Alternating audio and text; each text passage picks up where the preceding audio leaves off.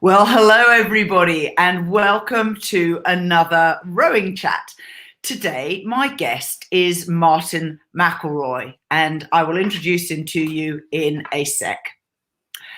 Firstly, I'd just like to thank everybody who contributed to our listener survey. The results are all in and I obviously have a job of work to do some analysis, and I will be doing a special episode to tell you what we've learned and what we plan on changing going forwards. So thank you very much to everybody who helped out with that. Now, our number one sponsor this month is a book by Blake Gourlay. Many of you know Blake. He's a presenter on the podcast network in a show called Strength Coach Roundtable. Blake has written the Movement of Rowing book, and it explains how movement limitations in your foot and ankle affect your rower's performance, technique, and health. The book is loaded with self-screening strategies and solutions to help rowers reach their full potential. There are 11 chapters, and they include headings such as rowing injuries, rowing mechanics and prerequisites, screening rowers, and rowing solutions. Now, you can get the ebook off of our website with a 30% off using a promo code RowingChat. The website is rowing.chat/sponsors. And if you'd like a physical print copy, you can get it off Amazon. Our second sponsor is William Marnie. As a man, do you find it hard to get a dress shirt that actually fits your rowing body? Rowing Chat is supporting William Marnie, the specialist shirt maker for athletes. You can get started with a 10% discount coupon, Rowing Chat 10. And again, the link is in the website and will also be in the show notes. Now, Martin, welcome to Rowing Chat. Thank you very much, Rebecca, and thank you for inviting me.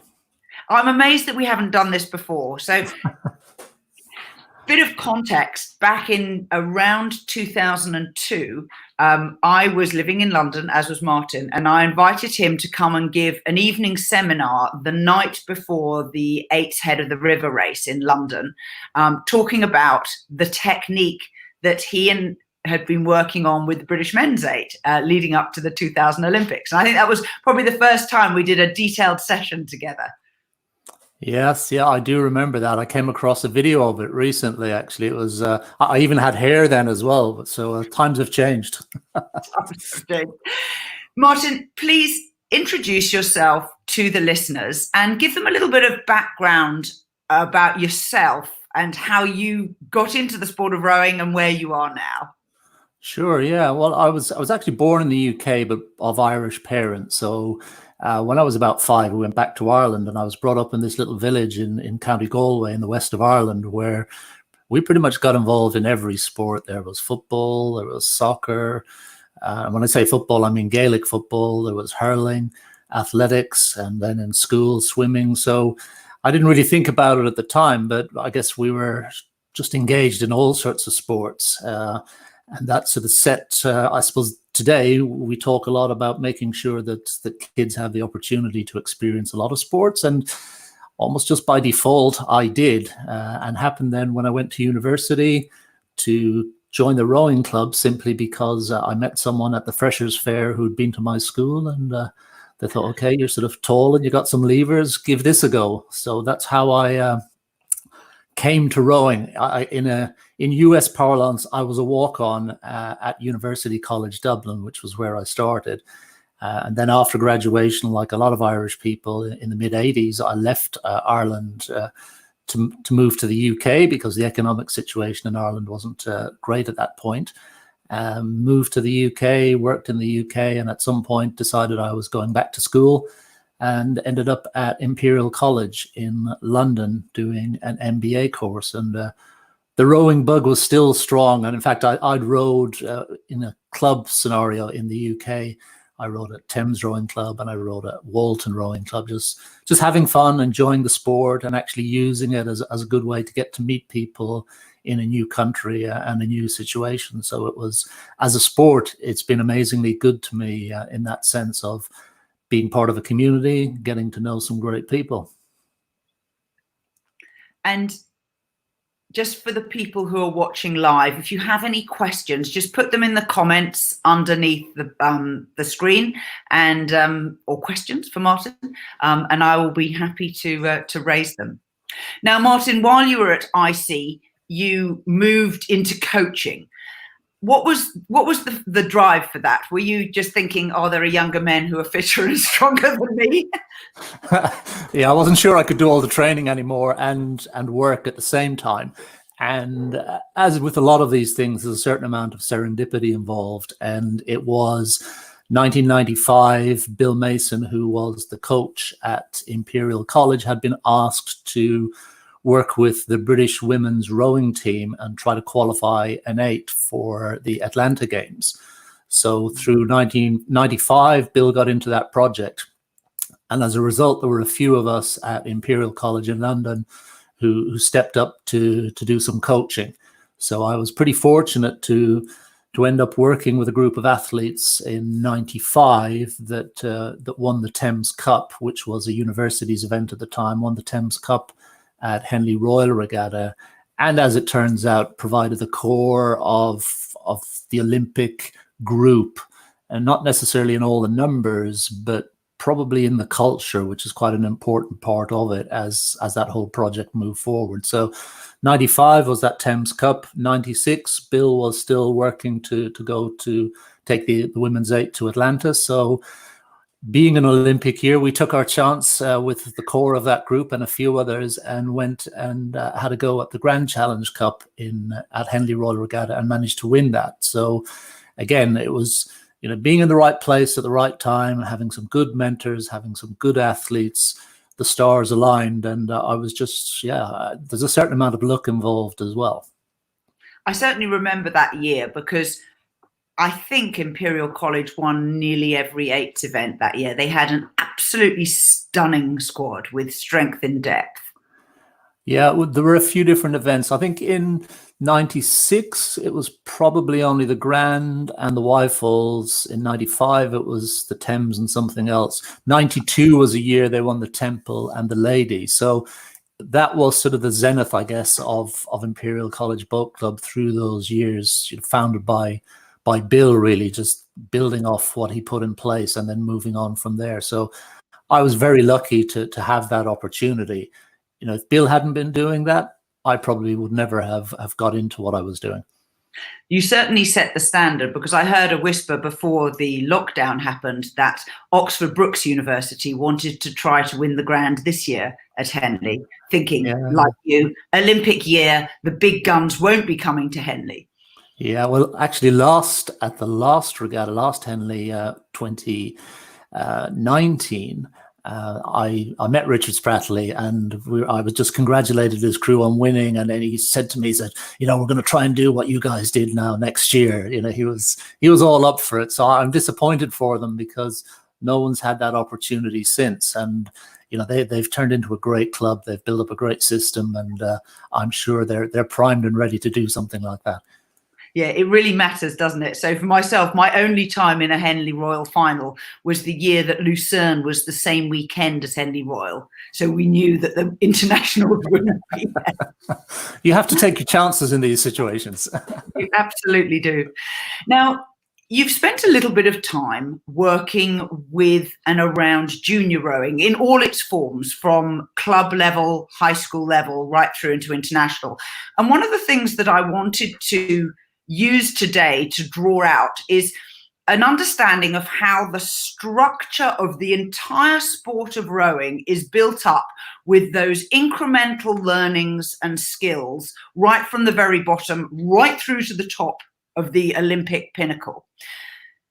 Tell me a little bit about what you see is happening today in junior rowing across the world, because you have lived in many countries and you've seen it. I think you have a unique perspective on it.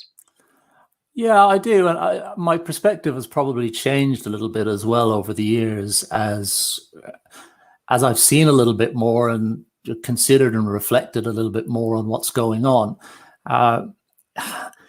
Sometimes the sport or the base of the triangle in certain countries seems to have no purpose other than to serve its high performance arm. And it seems like every kid and every parent is aspiring to being an international, and that's not realistic. And to set up a system in that way is setting people up for a lot of disappointment, because not everybody can make that. There's nothing wrong with aspiring to it, for sure, but not everybody can do it. And I've probably come to a stage in junior rowing as well, seeing, or in my thoughts on junior rowing, when you see what comes through at a senior level and you track back and you look at some of the statistics of, where do junior medalists, do they become senior medalists? Do they even stay in the sport? The relationship isn't as strong as people might think. It is a late specialization sport. So to me, and in the way that I coach at the moment, it's really just about teaching the juniors to have fun and to learn to love the sport. And if they learn to love the sport, then they'll pursue it and enjoy it. And frankly, even if they don't pursue it further, they go away with a good relationship with the sport. I think the worst thing that we can do in any sport is when people walk away from it, that they somehow or other feel that they weren't treated well by the sport. That's not what sport's about. Yeah, that's the worst possible outcome. And certainly one of the very special things about rowing that we can all acknowledge is the bonds of friendship that come from having been in the same crew together is somewhat different than other team sports, and is one of the potentially good things that people can take out of it. One thing I'd like to ask you about is, do you see any difference between juniors who row with their high school compared with juniors who row in a rowing club? That's a good question. Well, obviously, high school rowing programs, or the relatively little experience that I have of them, which has mainly been here in Canada, it's focused around the school. It fits into the school, whereas a club rowing program is structured a little bit differently. And okay, club rowing programs in the UK are structured very differently from a type of a club junior program in Canada. There's some significant differences. So it's difficult for me to comment on how different they are, because I've worked in one but not necessarily worked in the other. I've worked in the junior school piece, but I haven't worked in the junior club scene. So, it will be a judgment from a distance, which, to be fair, is not the right thing to do. Tell me about the junior school piece, because I have done the other side. Well, the junior school piece where I am, just in Victoria in British Columbia in Canada, there's a number of strong schools around junior schools. So obviously you have Brentwood School, which is a boarding school a little bit out of town here. You have Shawnigan School, which is out of town on an amazing lake. And then in town, you have St. Michael's University School, which is the school that I'm involved with, simply because my daughters have gone there and done a little bit of rowing, and I just wanted to be involved in the sport. And it's, I came into the sport to enjoy it, and that's what I want to carry on doing, even if I'm not working full-time or professionally in the sport. The junior school, look, the way, a good example at the moment is, we're the only sport in our school that's actually made an effort to carry on right throughout this thing. So we run video session, we run webinars for the athletes 3 times a week. In the morning, we do a session called Rise and Shine, where it's like a circuit. And in the afternoon, they do some stretching, and actually we got them onto Strava so they could share their exercises and share, if they were out on their bike. And really the sole purpose of it in this situation, which is pretty unique, was nothing other than to maintain a sense of community. Yeah. Because that's the challenge in this situation, is that everybody just goes their separate ways, loses their link, loses their connection. And that's what we wanted to just try and perpetuate. It wasn't about, well, you're preparing for a competition, because you're not. You're just actually trying to maintain a connection with each other, with the sport. And actually, again, that sense that when you walk away from rowing, which, after high school, a lot of the kids will walk away because they'll end up in different places, maybe that don't have rowing, or they don't want to do it, or all the other things that go on. Again, that sense that, this was a good experience. So from my side, in the club scene, we had this was at Tideway Scullers School, and we had a bunch of juniors who all went to different schools in the main. And we started with 7 kids, and we started them younger, at age 10 to 14. So I was involved with a reasonably young group. And again, like you say, the goal was mostly to have fun, teach a bit of technique, help them build confidence in different boat types. There were a couple of things that we observed happening. One was, because the kids all came from different schools, and it was very rare to have more than 2 of them from the same school, there were no cliques. And you got that sense that, how we all know from our high school, there was the cool group and the less cool group, and, people who cluster around different activities. And those clusters obviously change as you age. And none of that happened, which actually made managing the group somewhat easier, because they were all on a similar footing, which was really important. And the other thing that we did that, in terms of how we structured the outings, is we started them in coxed quads or octuples. And that meant that they all met a group of, 5 or 9 a group of other kids, and got to know them reasonably intimately. And that was, again, a very good community building thing. And as they became more skillful, we moved them into doubles and then singles.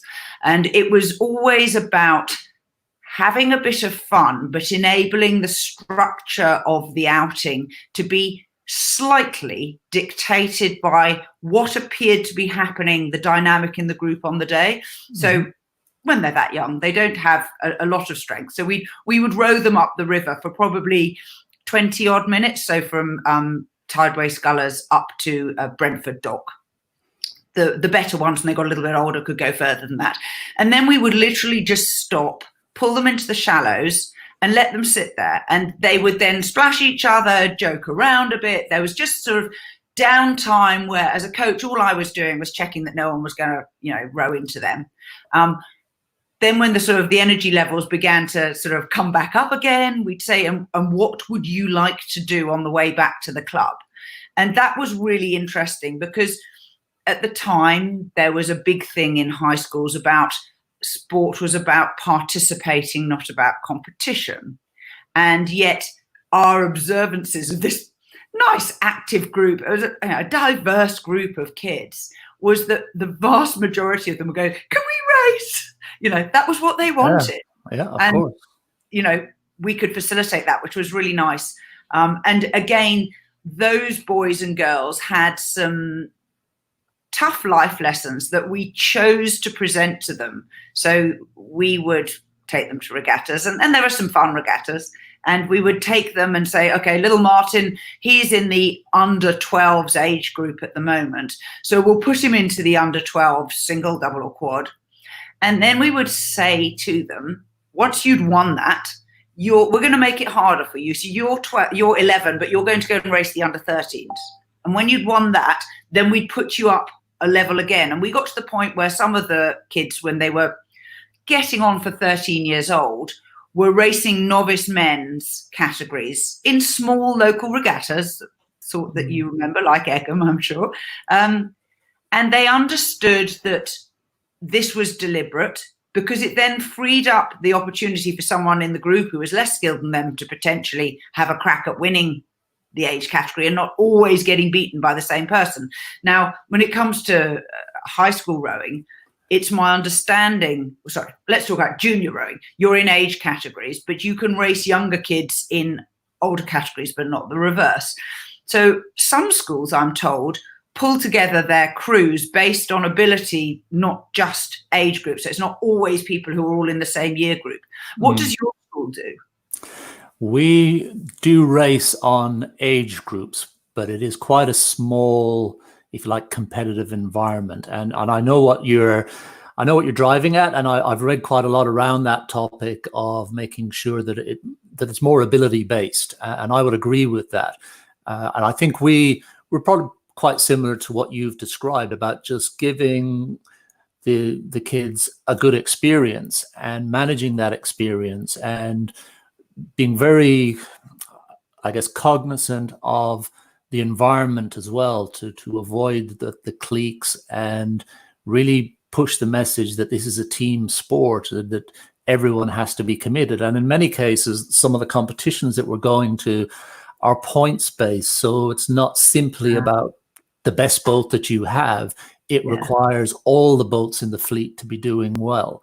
So everybody can contribute to the success of the team, which gives them all a buzz. I mean, that's amazing. And that in a way works its way up all to things like the British Universities Championships or any of these events that you see, Pac-12s or whatever. There's a similar points process, and I think that's great. Whereas, once you head to international rowing, boom, it's just about the boat that you're in, and it's very rare that there's any sense of the team. Although I was actually having this conversation with Yaz Farouk yesterday because we were having a talk about that, and it did strike me reflecting on it that the time that I was in the British team, yes, it was about your boat, but actually there was also a pretty good sense of team, and a fair amount of effort went into it being a team. And I still think there's an element of that within the British team today, even my observation from a distance. Whereas, other teams, there's very little sense of synergy between them. They're just doing their thing, and they happen to be wearing the same shirt. And I think there's an opportunity lost there to actually build on that. That's a very, very interesting observation. And just a final thought on junior rowing. Here in New Zealand, our junior national championships, the Mardi Cup, was scheduled to be in March and obviously got cancelled.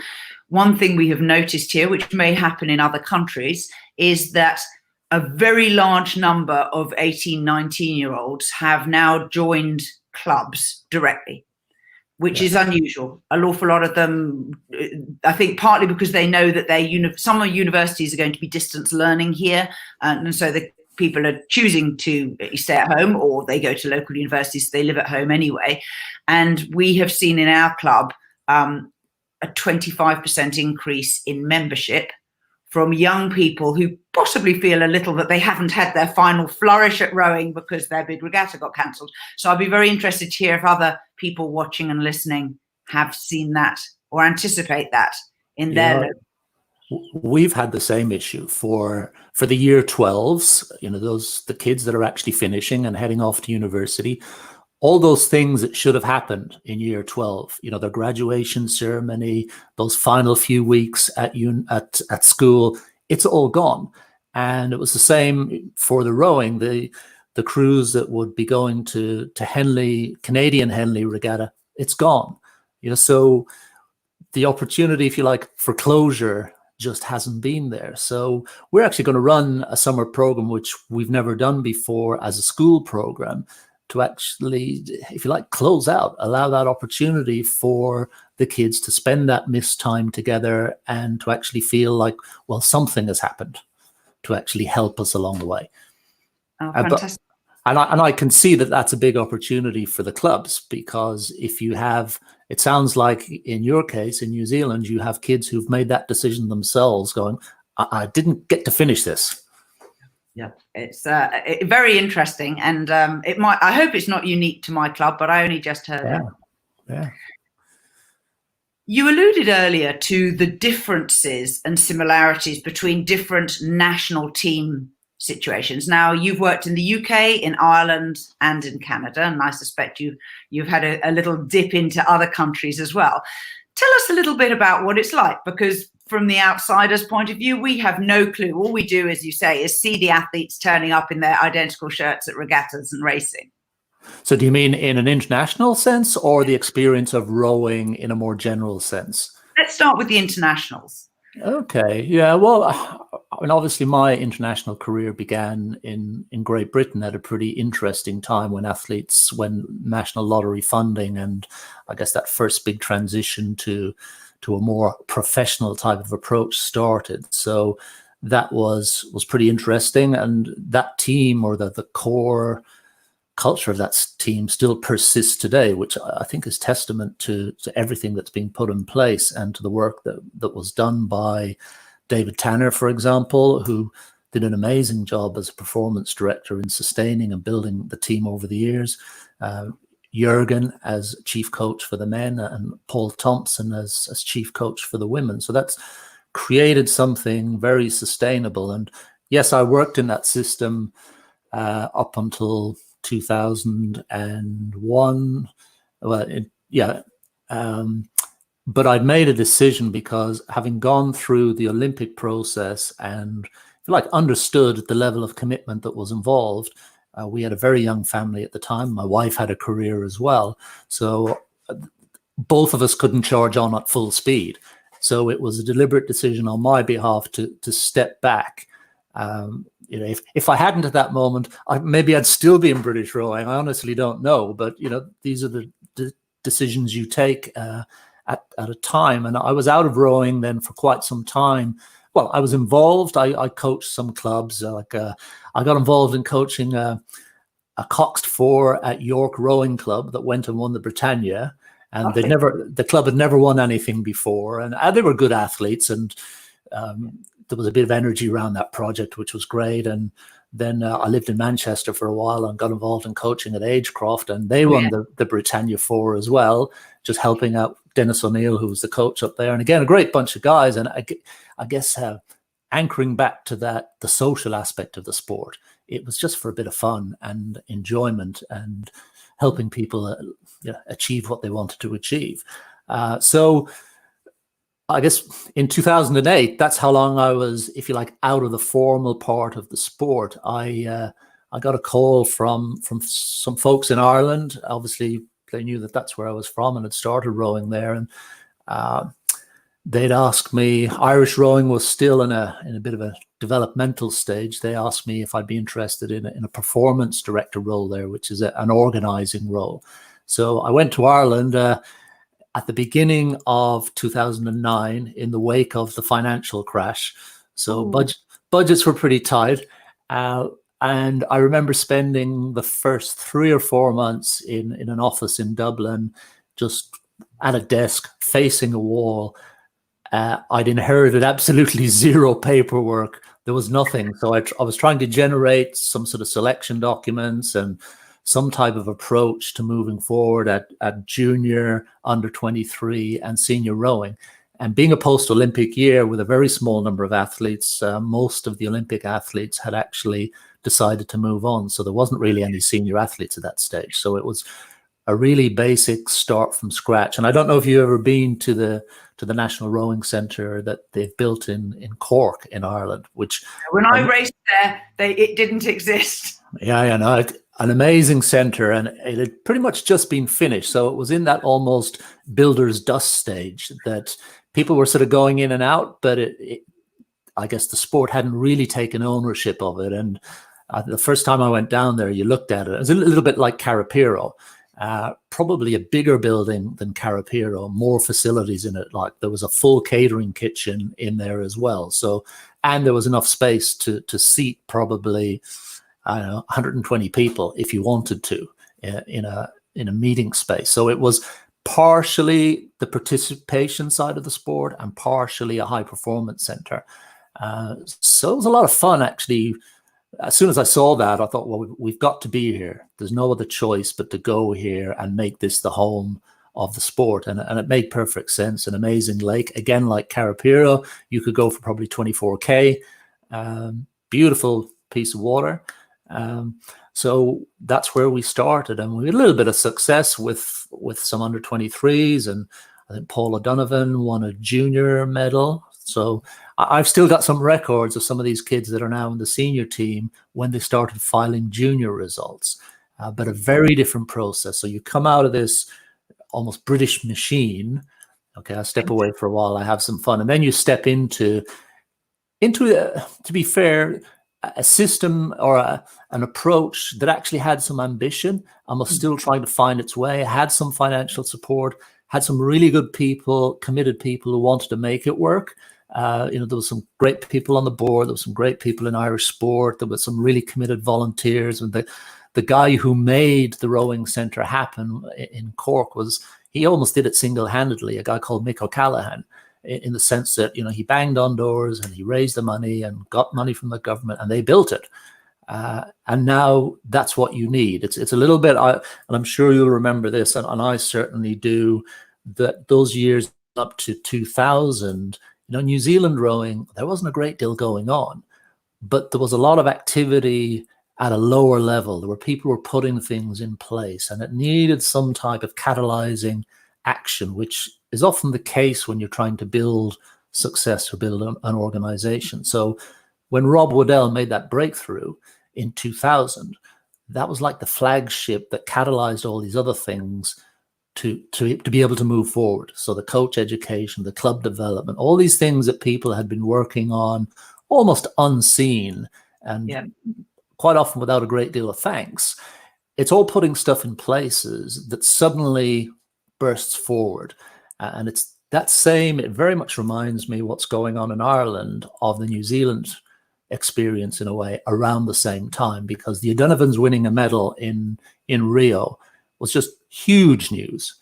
And it was interesting because obviously I knew Paul as a junior and I knew Gary as a junior as well. And Gary, as he'll freely admit, was lagging quite a long way behind, and he had some injuries. And it was interesting that, yes, you're putting support around people, but it was Gary himself a few years after that just made up his own mind when he saw where his brother was going. He made up his own mind and said, well, why can't I do this? It's very, very interesting. And going back to what we were talking earlier about junior rowing, setting the groundwork and the frameworks within the club or school situation demonstrates its importance, because you're absolutely right about junior medalists not necessarily being senior medalists, because certainly here in New Zealand, if you are likely to get into the national team, you'll probably be there at under 21s, which is a local competition that Australia and New Zealand run together. If you're not in there in the under 21s, it's reasonably unlikely you'll make under 23. And if you don't make under 23, you're not going to make senior. But it's very, very interesting at looking at how and where the progression happens and the sorts of stepping stones that are so essential to stepping up. Because Ireland now has gone through a few waves of success, of near success and near failure. I'm thinking in particular of Sanita at what was the Olympics before Rio? London. That's right. So London, she didn't quite make it, and then coming through, and Rio being a big disappointment. And now in this current Olympic cycle, she's looking like the woman that everybody has to beat. And she's a great example of how the system has supported her, because she came in up to 23-ish. Well, I actually spent a lot of time with Sanita, because when she moved to Ireland, was not long before I was involved as a performance director, and she started rowing in Dublin, actually with my alumni club, just by accident. So I got to know her, and she was from Latvia, yeah, and had been an identified sports scholar. So she'd been to a sports school. She was on that Eastern Bloc track, if you want to call it that. Had been a reasonably successful under 23, went on a scholarship to the US, didn't like it, came back and pretty much packed up rowing. Then moved to Ireland and just accidentally happened by the river one day and thought, oh, there's some rowing clubs, and got back into it. So I actually spent a lot of time with Sanita, believe it or not, getting her a passport, because she's living in Ireland, but she wasn't eligible. Or, she was going to be eligible in due course. And there were no shortcuts given with regard to getting her a passport. But if you didn't know what to do, it could take quite some time. So I spent quite a lot of time on that. And, Sanita, it's pretty interesting. She stepped out of the sport. She stepped back in. She's got 2 kids, a lot of commitments. And I don't think she was ever going, in a way, she wasn't necessarily going to do better than she did in 2012, because that's where she was at that time. But she persisted, and she shows the value of that persisting.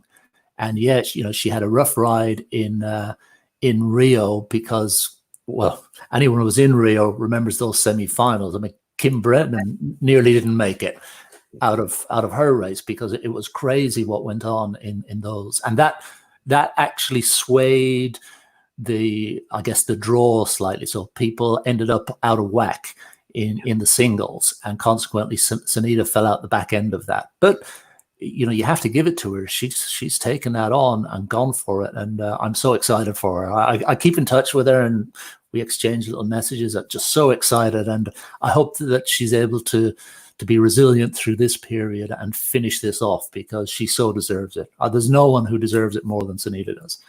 Fantastic.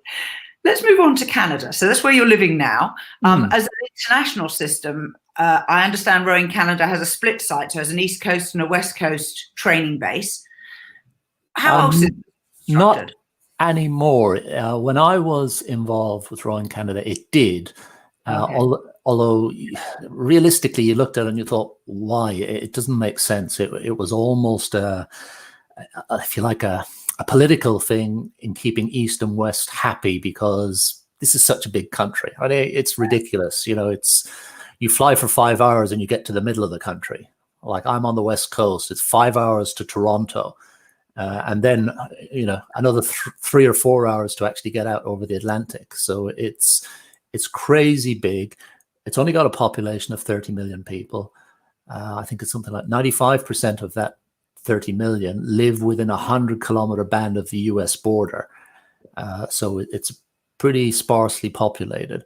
So now there is one training center, but again, it's not really a training center in the sense it's a shared facility. I think they're trying to build a custom facility in a lake a little bit further up the island.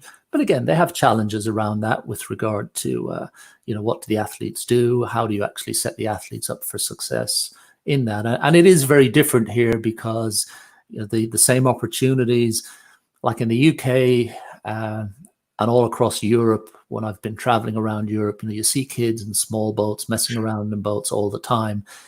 The season's so short in a lot of Canada.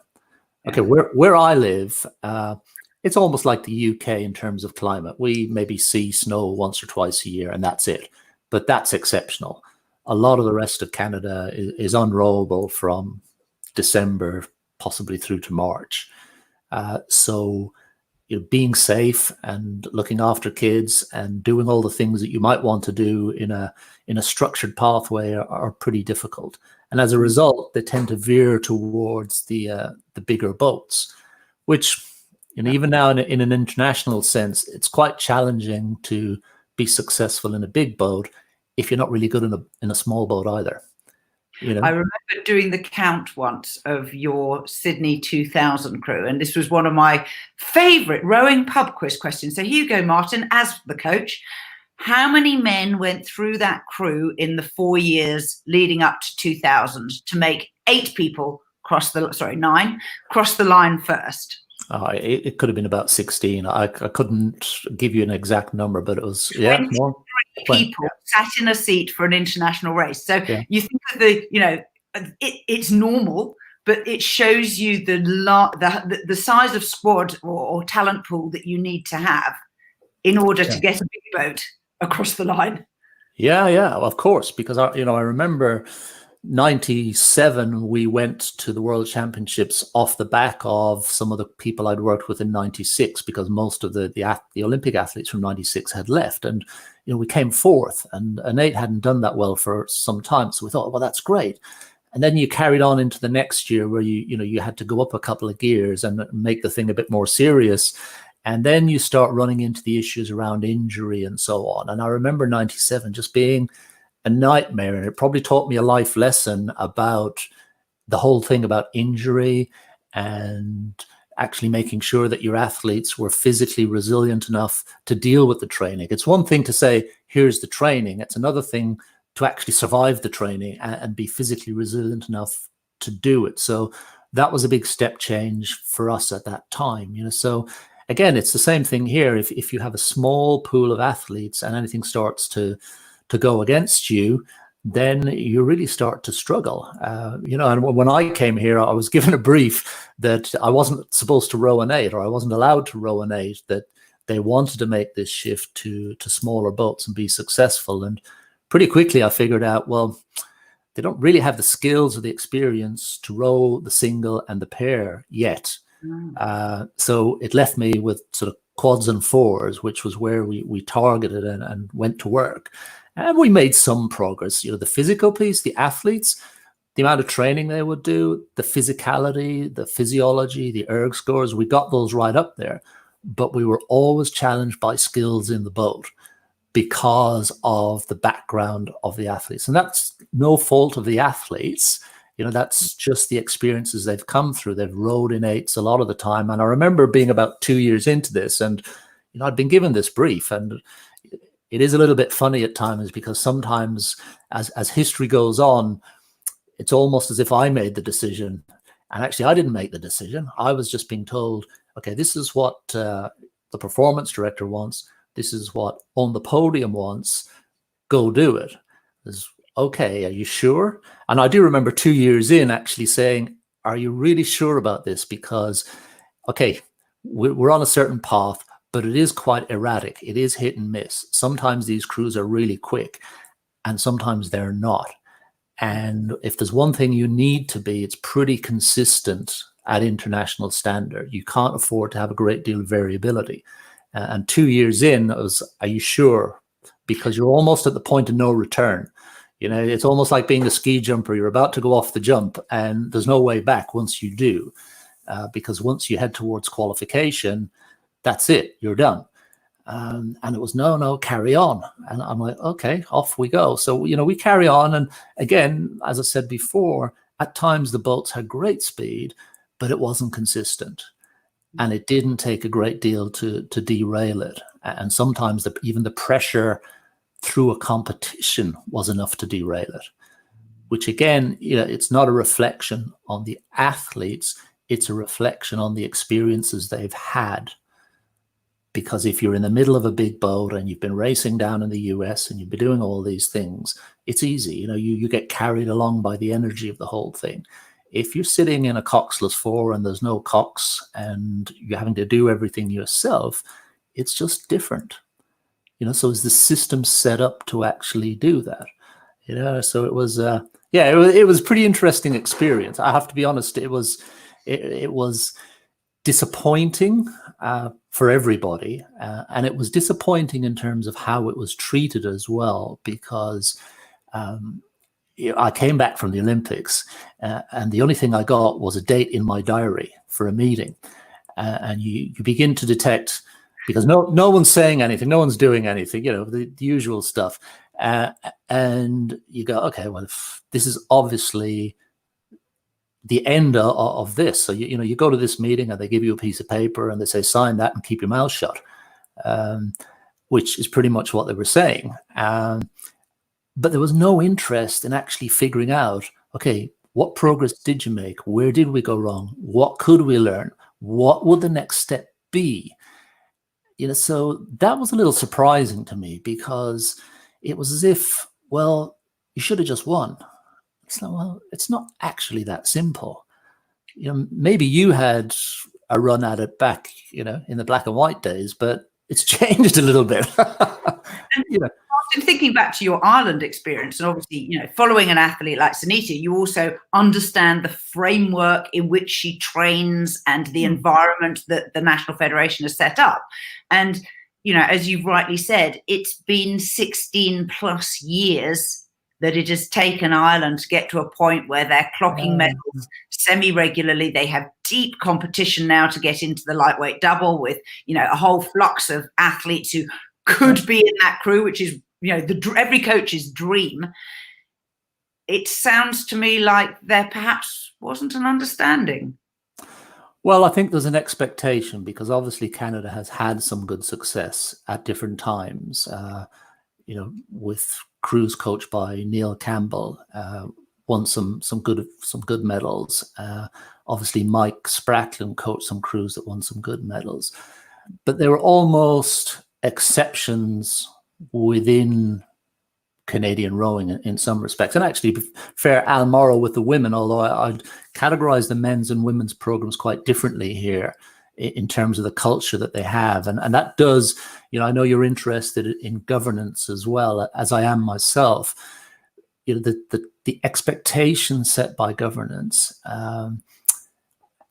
is critical, because if you don't have the right governance, if you don't have governance that's being strategic about how they're trying to move forward, if emotional governance, or a type of a homophilia, which you keep recruiting in your own likeness, so therefore you're only ever going to want the same thing, and you're all nodding in agreement, but actually there's no diversity in that. There's no really checking the thinking, and you become, I guess it becomes easy to get sucked in by your own bias and thinking this is the way this should be done. And that's what sort of disappointed me about Canada, was there was no willingness to actually go, okay, well, what did we accomplish and what didn't we accomplish? And I think the unfortunate thing of those type of decisions as well is that they actually let the athletes down, because if what you do is you just ditch the coaches and you point the finger at the coach, the athletes quite naturally go, well, it was the coach's fault. Yeah. And don't take any accountability themselves. So and you get to the point where at the end of an Olympic cycle, the athlete is going to make a decision. Am I going on for 4 years or am I going to stop? And in all likelihood, and I'm guessing here, the group of athletes that had a disappointing Olympics, more of them decided to stop because there was a reason given that didn't help them probably emotionally to correctly process and analyze the experience they'd had, to take the lessons and decide how to move forward. Whereas you look at Sanita, who probably had an equally disappointing and awful Olympics, and yet she made a different decision, presumably supported by, the entire environment around her, from her family to the federation. Yeah, no, in the end, it lets the athletes down. And that's ultimately what we're all here for, is to do a good job for the athletes. It's not about the coach. It's not about the board or whoever. It's not about some guy who won 30 years ago and thinks, that you should be winning all the time. That's, I think, to do the sport a disservice, really. So that's what disappoints me most about the approach here. It was almost at a governance level, you'd have to almost say emotionally immature to behave in that way, because then you put the next guy on the seat. You get Dick, or you get Dave, and then you put them through the same ringer, and it takes him 2 years to figure out how this environment is different. And it is different, and every environment is different. And you have to be cognizant of that. If you actually bring someone who doesn't understand that, you need to help them understand it, because the country is different. And as a simple level, even just being a good employer. And I think my experience at arm's length of rowing organizations, they are usually lacking the sort of basics that are commonplace in the workplace now, like performance appraisals, like training and development and things like that. And it is also a challenge to the athlete, because they are now under contract to the federation, but you get a career-ending injury, you're out. Yeah. And managing people out of their career in an appropriate way so that they can, move forward with their lives is presumably a responsibility. And yet it's somewhat different than another job where you're not dependent on the fact that your knees work. Yes, and I agree with you. That's something that has to be taken into account. Like, I know with the guys that I worked with in the UK, some of them are actually like doing their law exams in Olympic year, and we're working around those things. We're making it work.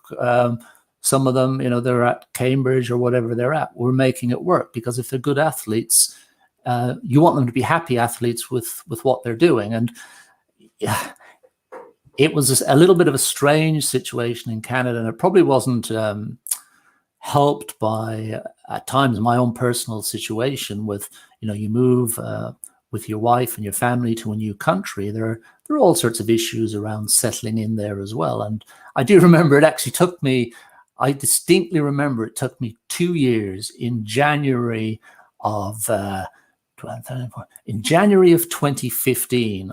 I woke up and actually felt I'm at home here. I actually feel settled. And that was a full 2 years before I actually felt like this was my home. And my wife had a horrid time, for the first 2 years.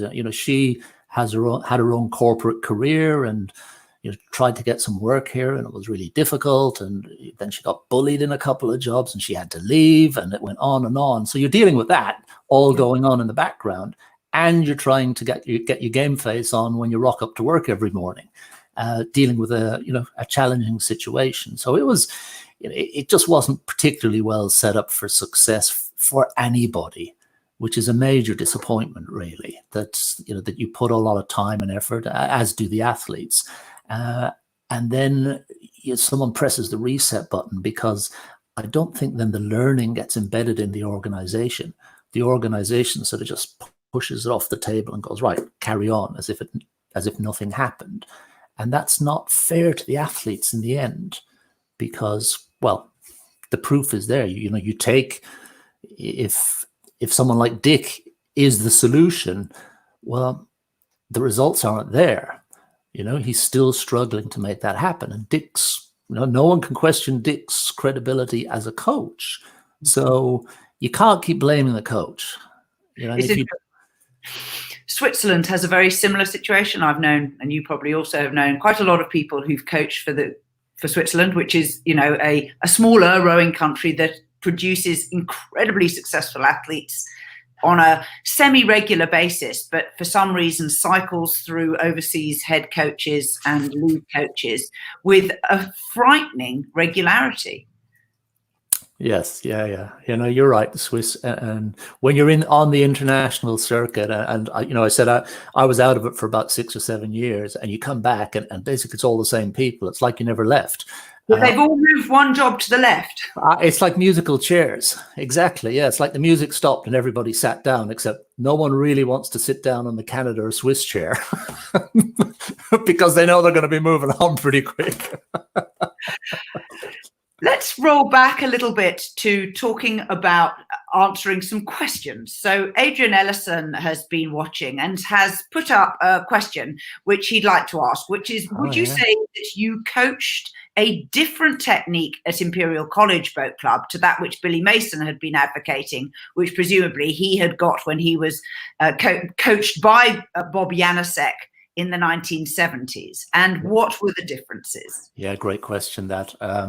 Because in effect, I suppose I learned my initial coaching from Bill. I was interested and I read around the topic, and I was always reading books, a little bit of a rowing nerd in that sense, and being an engineer had an interest in what's the mechanics of this whole thing. But I would say that yes, I subscribe to the way Bill wanted to row in 95 and in 96 and maybe even in 97.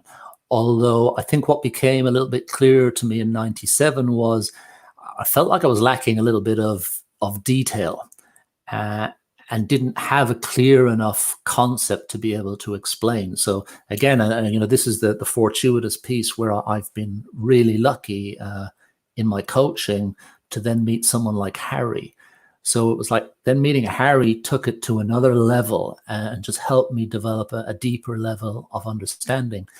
And in a way, that's a natural progression because, Bill is dealing with, or Bill was primarily dealing with a lot of student athletes. And whatever you did, you have to keep it quite simple. And there used to be a thing with Bill. Bill would always talk about at the catch about just hooking it with your arm and your shoulder. It was almost like everyone in the whole club could imitate this thing of Bill doing that. And I'm sure there's probably other people remember it as well. And obviously that the girls in the lightweight 4 that had won the worlds were around as well, and the girls from the 8. And, we all sort of enjoyed Bill's coaching, which is as much about the stories as it was about the technique. The stories were great. I spent a year at Queen's Tower and I remember them well.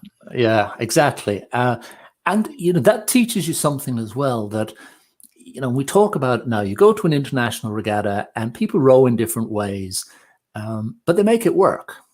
And, is there one way to row? I don't think there really is. There's probably, you can emphasize lots of different things. And, what Bill did in one way was fairly simple technically, but, wanted you to be effective at the catch, wanted to make sure that you push with the legs, open the back through, some nice movement around the back. And it was, I suppose, what I would call fairly stylistic. Whereas then when you start dealing with someone like Harry, it goes to another level of detail. And I guess a lot of the stuff that had been in my head that I didn't necessarily know how to reconcile, when you listen to Harry, all of a sudden those things started to make sense. And even now, when I think of it, having had the opportunity, say, over a number of years to work with someone like Connie Draper, who's a biomechanist, and we didn't even have those tools available to us. But when I see the tools that are available now and the data that comes out of it, and you look at it and you go, that's what Harry was doing. Yeah. And it's almost, how the hell was he doing that at that time? Yes. Interesting that the how the hell does he do that is the enigma that is Harry Mahon, and is also the memory of Harry Mahon. When I was lucky to be coached by him, he was also my flatmate for a while, and you could follow the same form of words coaching a crew as he did and not get the same effect. Which leads us into Adrian's second question, which is the Sydney 2008 looked very much in harmony with their boat, in tune with it. How did you teach that group to develop the boat feel? Well, I think they came with a fair degree of it to begin with. That was a group, if you like, the core of that group had come out of Imperial, and they're actually a pretty decent group. The group that won the Thames Cup in '95 set a record in the Thames Cup, I think, that still stands. The group in '96 had a few more athletes, so like Luca Gruber and Dave Gillard, who've been very successful athletes in their own right, not part of that '95 group. So again, it wasn't just a raw strength type of group of athletes by any stretch of the imagination. So when we, if you like, went to that next level, I think there was, if you like, a subscription to, and we did think about this, that yeah, you could have an awful lot of power and you could try to drive a boat simply through power. But I guess maybe the engineer in me went, well, you also have to be efficient, because you can throw an engine on the driveway and it can make a lot of noise, but it doesn't go anywhere. So there has to be some efficiency about this. And you pretty quickly begin to realize that, like, going to the Worlds in '97 and '98, there was a really strong American aid, and they rode their boat really well. The boat ran really well. Now it was powerful. They're big guys, but the boat moved well. And you start to realize, and I'm sure Adrian's been through the same cycle of, everyone's training, everyone's in the gym, everyone's on the erg. So you have to look and become really curious about, well, how do we go faster? And just being a big hammer isn't enough. And I'm sure, well, I remember that, and I'm sure Adrian does as well.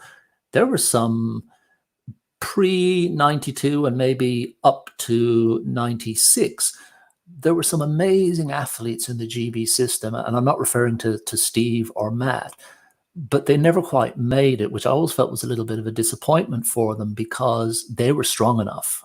There's some great guys, but they'd never really mastered rowing well. And if you like, we used to talk in the Sydney 8 about, you generate a positive number when you row a stroke, but you also generate a negative number. It's like you take 3 steps forward and 1 step back. And how do you want the net effect of this? You want the best positive outcome that you can. So you have to start becoming more aware of the negative piece of the boat. And going back to Adrian's question then, so in the 8, a lot of the coaching was about not trying to whack it, was to actually be more fluid, to be aware of what was happening, particularly as you came towards the catch, that the way you put the oar in the water, that you pick the boat up at the right time. A lot of that was done in the pairs as well. And the guys also had to go in their singles for large parts of the year. So the message was there. Efficiency is important. Yes, you can be made strong. And there's no question that, working on a program where there was a big input from Jürgen, they were going to be strong. And, if I don't know if I've really spoken about that part of it before, but 97, 98, it felt like we were sort of trying to find our way and we're making a few mistakes, but we're actually learning some stuff as well.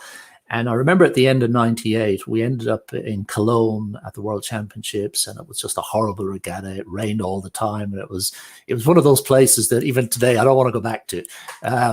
But afterwards, I had a conversation with Tor Nielsen during the regatta, and we spoke a bit about rowing. And David Tanner introduced me to Tor, and we sat down and we spoke for ages. And afterwards, I sat down with Jürgen, and Jürgen pointed out the physical aspects of it and said, look, the numbers I'm looking at here tell me that you're not generating the right power. So I had a lot of different things going around in my head as to, okay, how do I pull a young group of athletes together? They're not Steve, they're not Matt, they can't do all the training by lunch. That was, for example, when we split the training out to morning and afternoon. And I still remember the conversation, because even though it's the norm for most squads now, back then it wasn't. People came in and did their training, they were gone by lunchtime. But it wasn't an effective way to train. You couldn't recover properly. So if you had a 21-year-old guy who went to Leander and tried to do the same workload that Steve and Matt were doing and tried to do it by lunchtime, he was going to be on his knees in short order.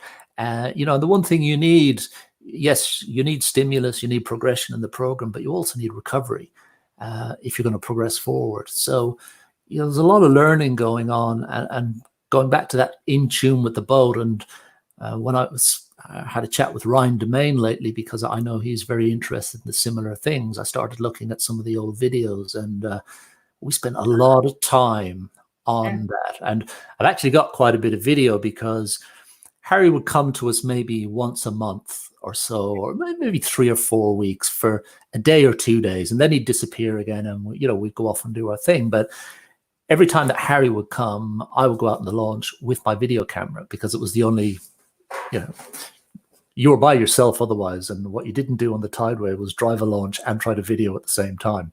I've done it once or twice, and I ended up in the bushes. So I think we've all had that experience on the Tideway. I do remember one day doing exactly that, come around at Q back on the straight, and the guys are traveling along, and I got the video camera out, and I'm chugging along, and all of a sudden I just go straight into all these trees, which are in full blossom, and I completely disappeared into the trees, and the guys are just in pieces laughing. It takes them about 2 minutes to actually go, are you okay? Martin, it's not just you. I was told a story by a crew coached by Marty Aitken on a bicycle, from his car at Dorney, and he would have the car window wound down with the megaphone wedged out of the right hand, the driver's side window, and he would be holding the steering wheel with one hand and the speaker with the other, and he would go, oh yeah, a little earlier on the catch, and they said they'd stopped because they'd had a breakage, and Marty was still driving down the towpath saying the same thing. Yeah, we've all had that experience. So I do have video of like Harry coaching, and so much of those early days, it wasn't about actually making the boat go faster through application of force. It was about not making the boat go slowly through, if you like, the misapplication of force. Very interesting. And then it progressed on.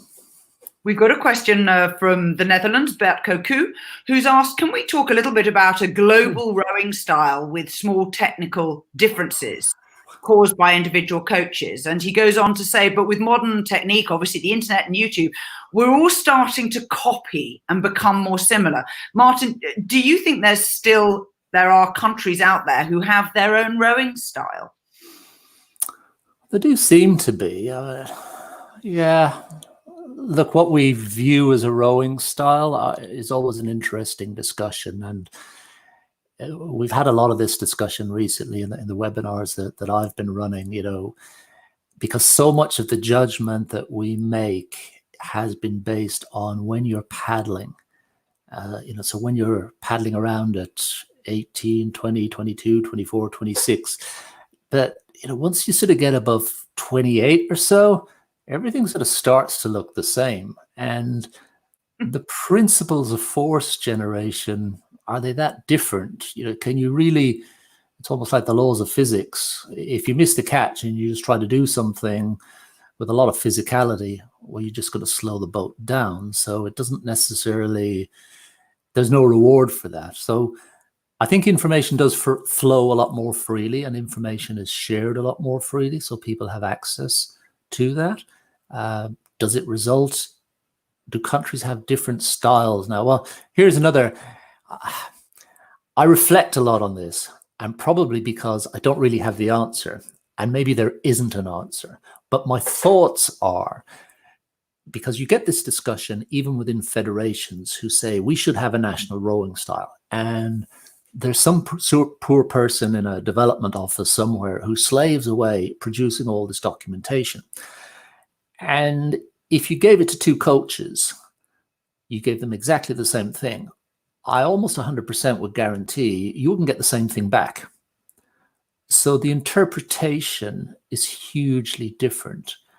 So people who know an awful lot more about pedagogy and learning and teaching will be the people to really get into a question like that and go, how would you really level the playing field so that, if you like, this thing that you're trying to get across, you can capture it, you can teach it, you can develop it, and you can end up with something that looks the same from a few different coaches. Because I don't think that even two coaches necessarily coach the same. So I don't know how a federation can. In some ways, it's just a blend, isn't it? You and I'm sure, Bert, you're in the Netherlands, you get a bunch of guys from around the country, and I love the way the Dutch move their boats so easily. There does seem to be some cohesion, but here's a question back to you, Bert. When you look across at the Netherlands and you look at these different clubs, do they row the same? So what happens when you put them in a boat? How much time do you spend heading towards some model of how you want to row versus how much time do you actually go, well, you know what, let's just make it work? And I think it's a little bit of both. Exactly. And part of the skill of coaching, particularly coaching a crew of two people or more, is facilitating the blending of the two physiologies, the strengths and weaknesses of the individual athletes. When we're all cloned, you'll have that. Yeah. But I think that is one of the delights of rowing, and the challenge of being a rowing coach at whatever level you're coaching, whether you're just beginning or you're at an Olympic level, is every single time you get a change in your crew, this is the challenge that's presented to us all. And I asked your exact question to a coach that's known to both of us a while ago. And he said, one of the things that I look at when you go, this person is clearly not rowing in the style that we advocate, but if I spend time trying to fix that, will that actually slow the boat down? Or can I live with the fact that they've got a quirky finish or a shoulder or a whatever? Well, and I would make that observation myself about what I tried to do in Canada, in that I wanted to be, Bert says no. So you mean, no, the clubs don't row the same, Bert. Is that what you mean? Yeah. So I would say, in Canada, I wanted to row in a particular way. And, for me, one of the learnings was I had no problem making the guys fit. I mean, the program really worked for making the guys fit. The physiology stuff was absolutely top drawer. But if I was doing it again, I'd be a little bit looser about the technical model, simply because it was too prescriptive for the athletes where they were and the level that they were at. Whereas in the UK, the athletes were at a slightly different level and they were maybe technically more receptive. I don't know. When you get into some of the research on changing movement patterns in athletes from their mid to late 20s onwards, it's actually quite difficult. And you may well be better off just actually going, well, if the guy goes fast this way, we just got to go with it. Yep, absolutely. There was always said with the Ever Swindell twins that two girls who are identical twins. This is presumably every coach's dream, but even a coach as skilled as Dick decided that they rode slightly differently, and they had an effective boat speed. And you can easily pick the differences. Yeah. Bert, you've asked me another question there. Yeah, about and a follow-up. So you've got two. So I'll read them out for the people who are listening. Bert asks, what, in your opinion, is the best rowing style there is at the moment? And then follows up by saying, in the end, there's one style of rowing that the Federation may want you to row, but that's the only way to make progress, that finally you might end up as a single athlete in the national team. Is there a best rowing style, Martin? I honestly, I'm not being facetious, but the one that goes quickest. Yeah, but you've got to experiment to get there. And as rightly points out, Aussie guys won't fit in a Dutch crew boat. But hey, Bert, they do it ahead of the Charles in the Great Eights. Yeah. And look, if you looked at someone like Paul O'Donovan, you'd say in a classical style, there's a lot of stuff that you wouldn't do. But his boat goes quickly, so which do you want? I think yes. You look, there are always these exceptions, and in a small federation, it's maybe not that big a deal. So you take someone like Paul O'Donovan. He has his nuances, but physiologically he's off the charts. And in terms of simple output of performance, as in the boat speed, the boat really goes. So you might make an effort to change that, and as a result, slow him down. Okay, in a bigger federation, where, yes, you want to perform in those crew boats, you have to make some effort, if you like, to have an approach or a style or a technique, whatever you want to call it, so that you can bring people together. But as you've said yourself, Bert, not all Dutch clubs even row the same. But when they come together, it works. It blends in some way to make a boat work. And I think that's what we have to work with, because I still feel like there's an awful lot unknown about learning skill. It's pretty interesting when you go and you study sprint coaches and the level of detail they get into. And I follow some quite closely. And it almost seems to go round in a circle. They get right down into the nuts and the bolts. And then someone will just throw in a comment, go, you know what? If they're going fast, just let them get on with it. There is also that skill that a well-trained athlete has, which is to make rapid adaptations to their movements. And so, I was facetiously mentioning the Great Eight at the head of the Charles, where you have 8 athletes from different countries and a coxswain all in a single boat with, a few days to prepare to do a serious race. Those people are deeply skilled at changing what they do, because you've all done it. You've been in seat racing where you've got 2 fours and you swap 2 athletes and you get into a new crew and you realize that something is slightly different in this boat, and your job to win your seat race is to make that boat go fast. So you adapt on the spot. You change your technique in a few strokes and you're off. Yeah. And this was one of the things that I think we all intuitively know, but Robin Williams stated it explicitly when I was talking to him a few weeks ago. And he was very categorical. He said about the best way for an athlete to learn how to row well is to be in a boat with people that are better than you. Ooh. Simple as that. Number 1. Number 2, if you like, the second best way to learn how to row is to be in a boat that's beside people who know how to row really well. So take that university environment where you've got 2 boats side by side, or take that school environment.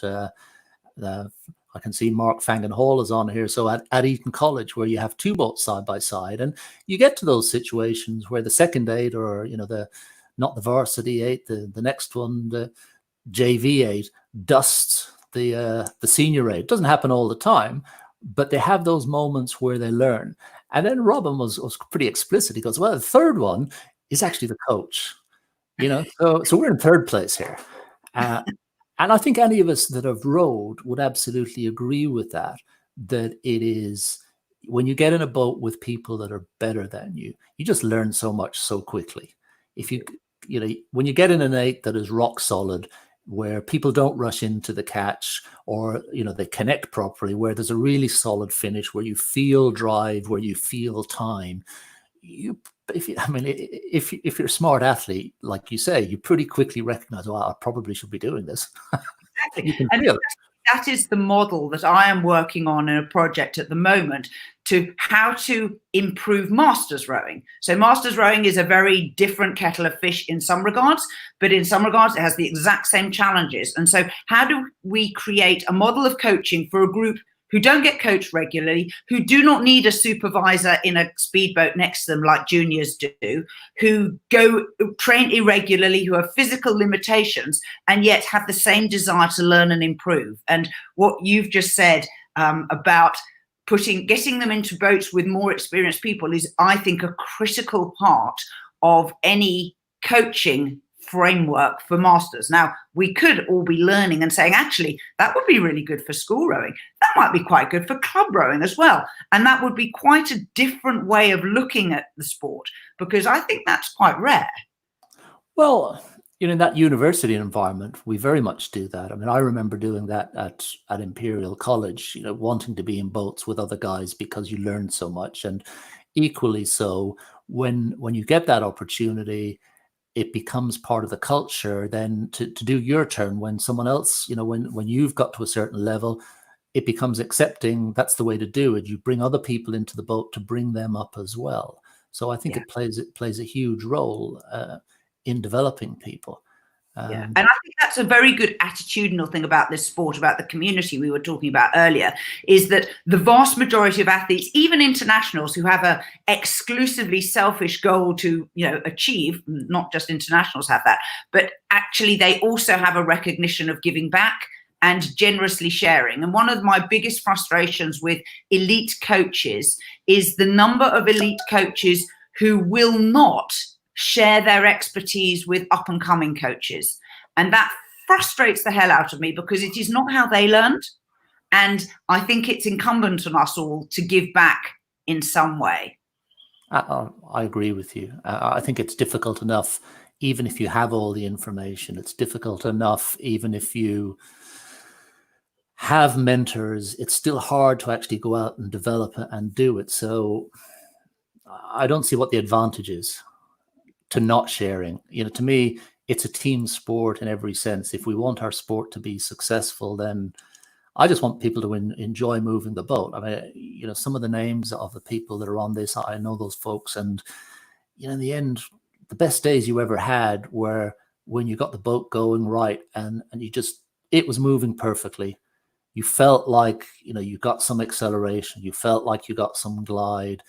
It may not even have been in a race.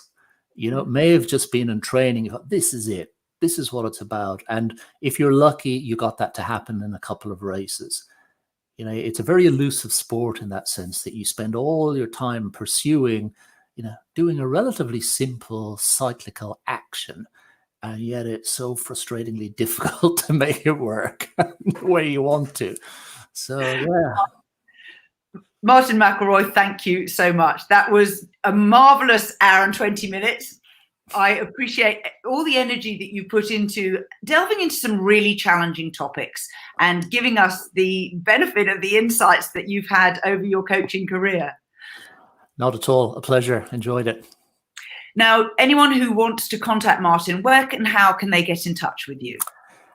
Probably through my row.team site at the moment. It's probably the easiest way. If they go to row.team and just send an email to the information address there, then that will come to me. Fantastic. And to all our listeners, thank you so much for joining us, for those who are watching live, and to people who will be listening and watching later on the podcast. The Rowing Chat Network is still open for new hosts. If you think you might like to host a show, please get in touch. And as ever, we really appreciate you telling your friends about the Rowing Chat Podcast Network and starting to subscribe. You can get all of the details on our website, rowing.chat.